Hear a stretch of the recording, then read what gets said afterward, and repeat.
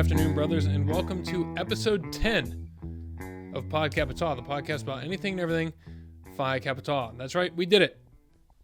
10 episodes, we made the double digits. It's been a pretty cool ride. This has been a lot of fun. I can't believe we made it to double-digit episodes. Even though this is the second to last episode, it is bittersweet, but I do thank you all who have listened. Thank you for listening and tuning in every week. Thank you to the executive office staff for giving me the chance to interview you and for allowing me to do this as my summer project. It's been a lot of fun. Hopefully we get to do this again next year. But like I said, this is the second to last episode of our summer series. And it is bittersweet, but you know what that means. Since summer's coming to a close, that means recruitment is about to pick up. So I hope that your chapter is ready, because via Conclave and Leadership Academy, recruitment has been a very hot topic, as well as if you need help, we are always available. Feel free to shoot me an email or any of the recruiters, as well as obviously talk to your success managers. On today's episode, we have the communications department. We speak with content strategist, Miss Lily Seger. We talk to her about the Laurel and social media posts and what all goes into the making of a Laurel, as well as we talk to multimedia specialist Mr. Logan Lukacs, who's kind of been a jack of all trades here at the offices. He's been a recruiter. He was one of the first success managers, and as well as he had the associate director of organizational growth role for a little while, and now he is the man behind the videos that you see when we randomly release them. So sit back, relax, and enjoy. All right, so now I'm joined by the content strategist, Miss Lily Seger. Lily, thank you for coming on. Yeah, of course. So just jumping right into it, you went to Wright State, where you graduated college, home of our Delta Nu chapter. Was there a specific reason why you didn't go Greek, or was it just that big of a commuter school? The commuter school thing definitely was a factor. It really just boiled down to a lack of interest on my part and some bad recruitment from the Greek organizations there. Bad recruitment can't do it. But is it weird now working for a Greek organization, being someone that is not affiliated? No, I wouldn't say it's weird. There was definitely a learning curve, especially last summer. I didn't really understand how these organizations worked for like 2 to 3 months. But I've never felt like unwelcome at the table because I'm not a member of the organization by any means. Right. And how did you originally hear about this job? So I heard about this job because I was talking with one of my friends about how I was looking for a communications job, and her husband was the director of our foundation at the time. And she was like, I think my husband's work is looking for a comm person. And here I am. Awesome. What's your favorite memory of working here so far? That's hard. I really, really liked convention last year. That was the first time that I really got to see what this organization was at large. And that was when I started to feel really comfortable and at home with my place in the organization. And then going to the Capitol this spring and getting to tour some senators' offices and having that alumni reception, that was a lot of fun. And I also really liked the Columbus State chartering because it was cool to see a chartering and what that actually means and what the result of expansion looks like. So would you say that those events give you kind of a greater appreciation of what this organization stands for? Oh, for sure. For sure. And as the content strategist, what is it exactly that you do? So I'm in charge of all communication that comes out of Phi Tau. So the biggest thing with that is definitely the Laurel, which comes out about 3 times a year. I also help write and edit our expansion magazine, The Catalyst. I do some website maintenance. All the news stories on the website come through me, the social media management, and then the mass communication, so emails and some ads and stuff like that. And going into the Laurel, seeing that that's probably the biggest part of your job, what goes into each Laurel? How are the theme and the stories picked for each catalog? So it's been different each time. The first Laurel, the theme and who we were going to talk to, the Architecture of Brotherhood edition, was already picked when I had come on staff. So that was just, I executed that. I didn't help figure out what that was going to be.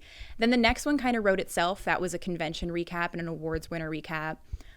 Sort of the same for the annual report because the annual report is pretty standard. For the following one, we wanted to feature leadership, so that's how that happened. And then this year we have the centennial, so that theme is already decided. And our annual report, we got lucky because the writing of that coincided with the Serious Fun Gala in New York, where we were their guests.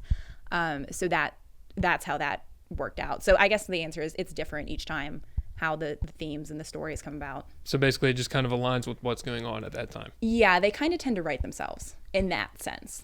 Well, that's nice. Yeah. And you mentioned the leadership piece, which kind of received some backlash. When you get some backlash about that, or when you see it posted or different things like that, does it affect you personally or the communications department at all? Honestly, no. I don't want to speak for the communications department at large. I know that I don't take it personally, in part because it's not my work that's actually being criticized. It's the people we're talking to. Right.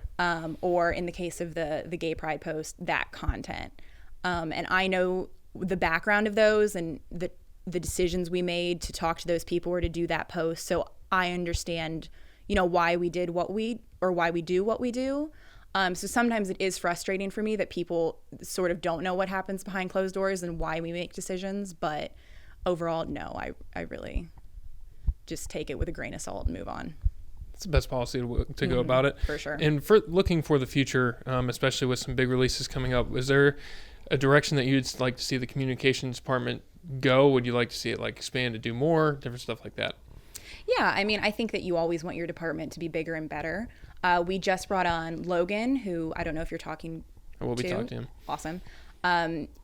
He was a past staff member, which I'm sure you'll mention, but he has been great and so much help. He's helped us do a lot more videos, a lot more graphic design, so we're able to do more stuff in-house. We're totally redoing the Catalyst this year to be more sleek and modern, and he's working on that right now, and it's awesome. So it's been great having him. And, of course, I'm always open to expanding more. So you mentioned the centennial edition of the Laurel this year, and when exactly will that be coming out? So that comes out in December. I just started writing that now, and the writing process takes 6 weeks, and then it goes to a designer and then a printer. So we're hoping to have it out early to mid-December. The actual centennial of the Laurel is November 11th, 2019. Awesome. And that's obviously a big edition. What does that mean for you to be able to write for it as well as will you take that with you during your career that I actually got to write for the 100th edition of this magazine? Oh, for sure. It's really cool. I'm really honored to do it. It's very exciting. I'm glad I'm doing it this year. I think that last year I would have been overwhelmed trying to represent an organization that I was still so new and sort of unfamiliar with. So I feel a lot more confident with sort of telling those stories and what we're going to be talking about and the direction we're going to be going than I would have last year. So I'm excited. Awesome. And lastly, there's been some confusion about this. A lot of the chapters, or actually all the chapters, are required to submit some kind of news story to hopefully be featured. How do they go about that to get that potentially featured through anything? So you go on the website, and there is a section in the contact page to submit news, and that's what you do. I receive all those emails because they're not always for the chapter requirement, but when I do get one that says it's for a chapter, then I send it to Brandon Lewis, our Associate Director of Chapter Services, and he marks it down or whatever they do on their end to note that. Awesome. And then for me, if it's exciting or whatever, we'll share it on social media or in the Laurel or whatever we decide is best. Perfect. So if your chapter has news stories, make sure to submit them to Lily, and we'll get them out to the right people. Well, Lily, thank you very much for coming on to the show. Thank you so much. Appreciate it. Talk to you. Yeah, you too. All right, so now I'm joined by the multimedia specialist for Phi Kappa Tau, Mr. Logan Lukács. Logan, thank you for taking time out of your day to come onto the podcast. Zach, it's a pleasure, my man. So just jumping right into it, you are originally a Phi Tau from Alpha Omega, which is Baldwin Wallace up in Cleveland, Ohio. Why did you originally join Phi Tau? It's like many people will answer to this question almost to the point of cliche. Wasn't really looking to join a fraternity, but Baldwin Wallace is it's a private liberal arts college, so it's about 5 chapters on the campus. Not a ton going on at the school, and then just the way that the chapter was recruiting at the time, they had taken an interest in myself and a friend through some guys who were orientation leaders, so we were very quickly brought around to a lot of different stuff with the fraternity. And I think I was definitely one of those guys who I was actively telling the brothers I wasn't going to join, but I'm still going to hang out with you guys. until I had the bid in my hand. And then I just kind of looked at my other friend who was in the same boat as me, and we're both like, he ended up not joining, but I was like, I think I'm going to do this, man. Because I think in a lot of ways, like really looking for a community, and looking for some, just like a lot of things to do, but like it seemed like it was very, very constructive what the guys were trying to do in terms of just the organization that they showed. And also they're just fun. They're friendly dudes. It wasn't like I hung out with a ton of them. I met a lot of them through my association process. But like the 4 or 5 that I got really close with before receiving the bid, then going through association, really sold me on it. And then, it became probably the defining piece of my college. Well, that's how they get you. I mean, they basically bring you around, and then you don't realize you're joining until you actually join. Yeah, I know. They friendship bomb you, and then boom, you're like, oh, shoot, I got letters on. Exactly. That's what it felt in the best way possible. Yeah, that's for sure. But I think that story's like got to be pretty similar. You hear that all the time. Yeah, I've definitely heard that. Not necessarily so much like with the podcast, but definitely just from the people that I've met on the road and on staff, with guys at convention and conclave. It's like it's like the funniest thing to me with when you like ask a guy when they join, and they're just like, never thought I was going to join, then I did, best decision I ever made. It's just that, always that, and that cadence and stuff. I mean, it's genuine and like cool, but like I think some people like forget to realize like no one really thought that they were going to join. That's true. That's very true.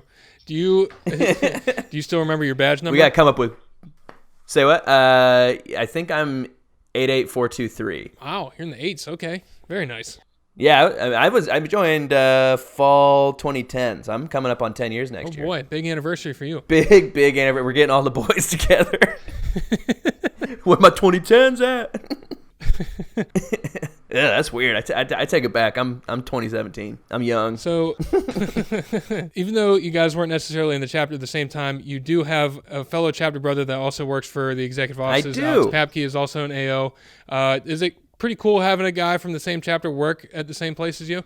Yeah, man, it's awesome. I mean, there was another guy, Ryan Stover, for a little bit, who was also a fall 2010 guy who we overlapped for about a year, and then Alex came in right as I was ending my tenure as one of the growth guys. So, no, it's awesome. It's nice to know that, like, because I was the first guy from my chapter to work on staff. So to feel like I somewhat paved that way and made it seem like a possibility for the guys, and not only a possibility, but like one that they wanted to stick with. It was pretty cool. So I'm glad that he's around. Yeah, definitely blessed having both you guys. I also forgot about Stover. He was, of course, on here as well, like you said. And, with staff, how did you initially get involved with staff? How did you hear about the initial job? So staff, the national perspective of the fraternity, like, it was always very present in my chapter experience, because Mike Davila, the previous national president before Brash, was a kind of adjunct board member while he was on the council for our chapter. So we just always knew that there was an executive offices, and we always knew that there was full-time staff members. Unlike some chapters or some just like alumni who don't even really know what's going on in Oxford, we were keenly aware of it. But as a lot of people know, it's like the office doesn't always hire every year. It's not always hiring for the same stuff every year. I didn't necessarily know that there was a lot of roles open at the time that I was basically like recruited to be on staff. But I was reached out to by Alex Kaler around like 2013 as I had ending my first semester of my senior year of college. About heading to Oxford and interviewing for what was called an expansion consultant role at the time, now just called recruiter. And I think Davila definitely put my name in the hat. I think I was a big, kind of not big face, but I was a big part of my chapter's like Maxwell win as far as like the look and visual feel of things go. So I think that was just all out there. And I also had more of an inclination to go towards kind of higher ed profession at the time. So I think all that kind of coalesced into that job opportunity. And started June 2014 was my first day. Very nice. And so you started as a recruiter, like you said. What all positions after that have you also held? Good amount. So I was a recruiter for a year. And then I was the first wave of success managers. So I believe the title was senior success manager, along with current director of chapter services and and previous guest on the pod, right, Tristan? Sir. So he came in 2015, and we were both success managers for a year. And then after that, I transitioned into the associate director of organizational growth role that's now held by Daryl Thompson. So that's kind of what the journey was as far as staff goes. And I did that for just under 2 years before rolling off. Which one was your favorite position, would you say? Oh, let's see.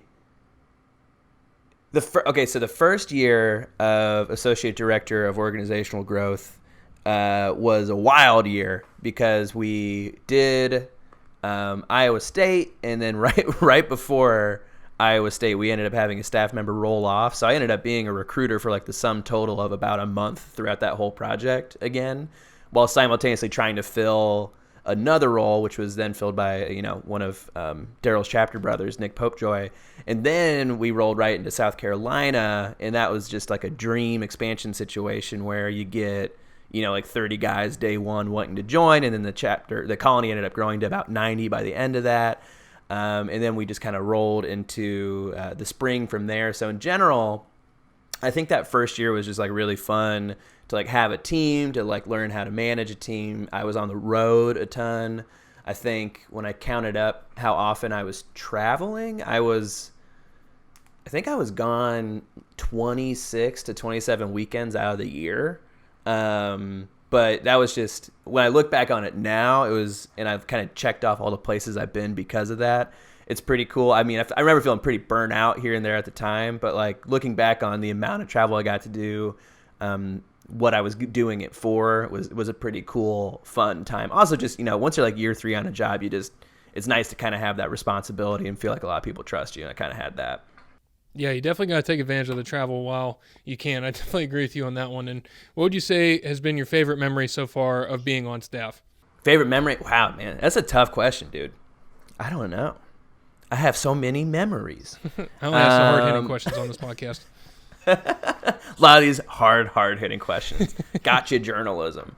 All right, I think my favorite memory in general of staff, and I mean it still continues to this day, is I always like the big summer meetings and events we do. So either convention or conclave. I don't know if it's just it's a piece of the job that I think if you're going as an attendee, you don't really see what the staff are doing all the time, but you're so busy, and you're so busy for either like 2 to 3 days or 4 to 5 days, and then the office is just working so hard leading up to the big events. And then I think that's just where you just start to feel the closest with your coworkers.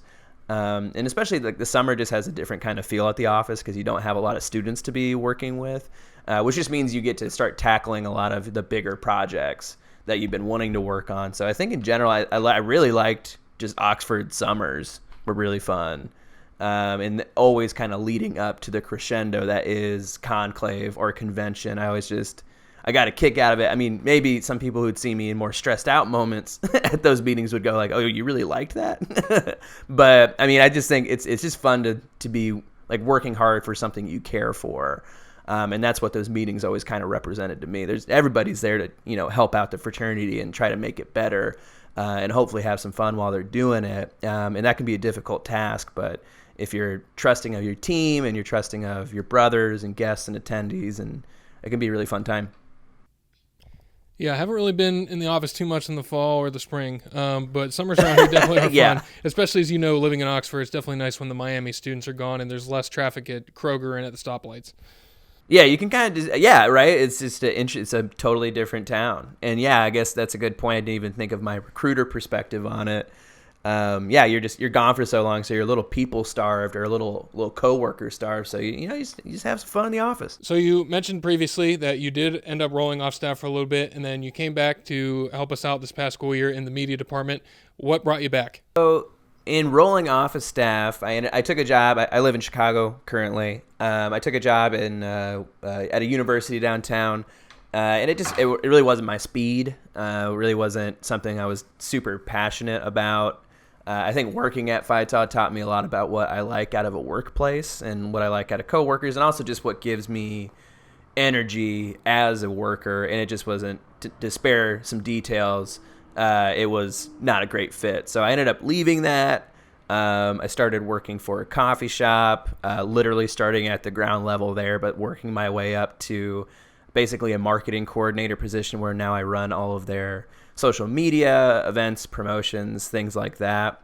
But they are a very small shop. They don't have a huge need for that all the time. Certainly not a full-time need. So in the meantime, I was just freelancing, trying to find video work. That is what I majored in at Baldwin Wallace, and sort of what I've been doing ad hoc here and there.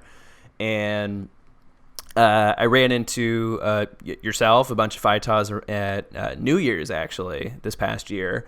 Just you guys happened to be in Chicago, and started talking to Daryl. Threw it out there that I was looking for some potential part-time work, and kind of wanted to see if the fraternity could use anything like that. And then, because just from working on staff, I did a lot of videos throughout that time, helped out with a lot of the design stuff, just never at a full-time capacity. Because, to be honest, there's not a full-time video person need there. It's just very project-based. So that led me back to talking to COO Travis Robinson about what a potential, I guess, return for me would look like and what capacity that would be. And basically how it works out is I do about 20 or so hours a week and work, as the multimedia specialist right now. So I just kind of take in projects, solicit projects, work on kind of different cool requests that people have for video, for print or digital media stuff. So that multimedia specialist is very an all-encompassing term for kind of just like creative design stuff, however that manifests. So that's kind of how I got roped back in. It's been really nice over the past 6 months. Even though I'm not full-time, I certainly feel like a part of the team, and it's very flexible for my schedule, so I can kind of, while I'm pulling some pretty long weeks between the shop and my own freelance stuff and this, it's pretty fulfilling work. Yeah, it's awesome. Definitely, glad to have you back. And with, you kind of took my next question of what you do. So no, you're good. And we'll ask now, do you have any other exciting projects or videos that you're working on for the fall that we can look forward to? Oh yeah, man, I can't reveal anything, man. I can't spoil nothing. No, we have a lot of stuff that we are trying to get cleaned up. My biggest project over the past, I'd say just since I got hired back in January, so 8 months. Yeah, that's how time works. The past 8 months has been just getting all of our stuff rebranded, not necessarily the fraternity itself, but stuff like Leadership Academy, stuff like Conclave. Upcoming next, we're going to have convention. We want to go back to having like logos for specific conventions just to help give them a different look and feel and life of their own. With my capacity, we have a lot more bandwidth to make stuff look really cool, make stuff look really modern. We don't have to hire a company that just does everything at once. And it all, it'll look good, it'll look professional, but it doesn't have its own identity, I think, is usually the problem.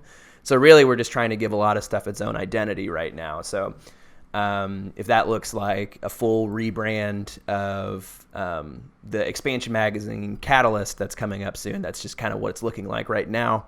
That's just kind of what my work looks like. So a lot of it's just injecting some new life into stuff that's always been there.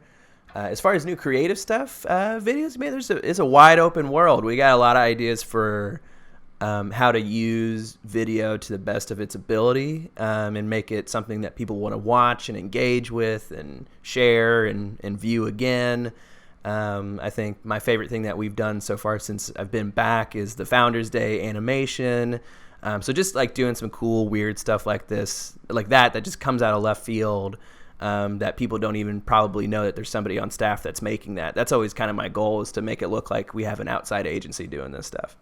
Yeah, it's awesome. I know, just speaking from personal experience, I know that the Founders Day animation was a really big hit, and it seemed like a lot of people enjoyed it. So kudos to you on making such a good video.